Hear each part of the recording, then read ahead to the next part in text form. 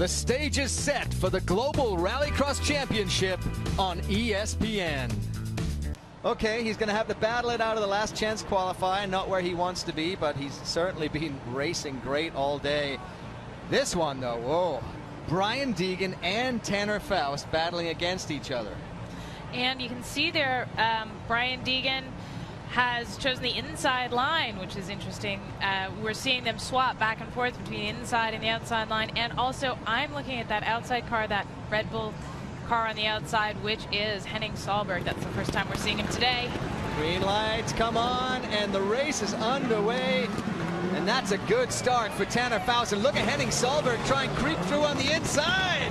Solberg through to second in a heartbeat. Carrying all sorts of momentum there. That was some masterful driving. Just found a line and slid right through it. Oh, and we have Brian Deegan going on the outside. Tanner Faust and Henning from the inside. There? He really slammed on the brakes before he got to get into that joker. And is it because he just didn't get enough time on this course because the car broke down? He didn't have a chance to come into this course in the first heats. He had a mechanical problem with the fuel pump.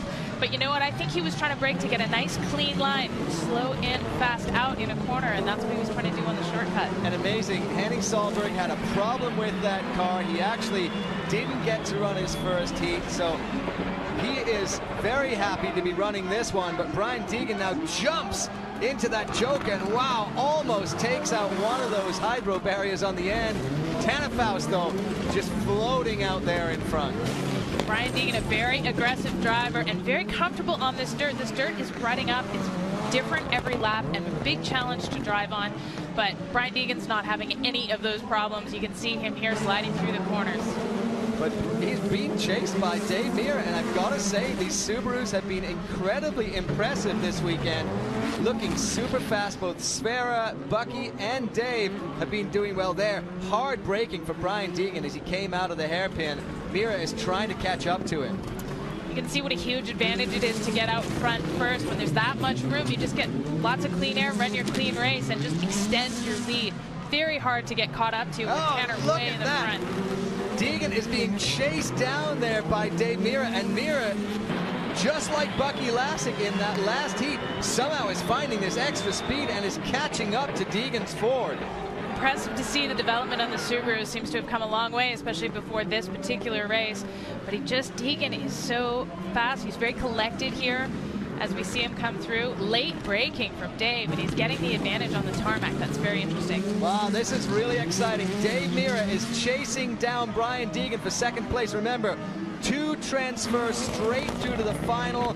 The rest have to fight the last chance qualifier. Dave Mirra wants to get his automatic final guarantee. And whoa, goes wide exactly where Bucky Lasik tagged the wall. Very tough when you're chasing down like that. We're on board with Brian Deegan. You can see him 4th gear, going up a gear, and now he's going to go down into the chicane and brake for this jump. It's a real popper. Oh, and that looks like he was passing Solberg, who seems to be having a problem. That's too bad, because that was a great start for him. Yeah, we saw a yellow flag flying, so no idea what happened to Henning Solberg's car, but that Dodge is rolling off the course then, normally driven by Bryce Menzies, but Bryce isn't with us this weekend, and Henning is taking over in that car, so he has not had fun at this race for sure. We'll see him again in the LCQ, but they had a fuel pump issue earlier today, and that's sort of symptomatic. If he's slowing down, he just can't quite keep it together up speed here.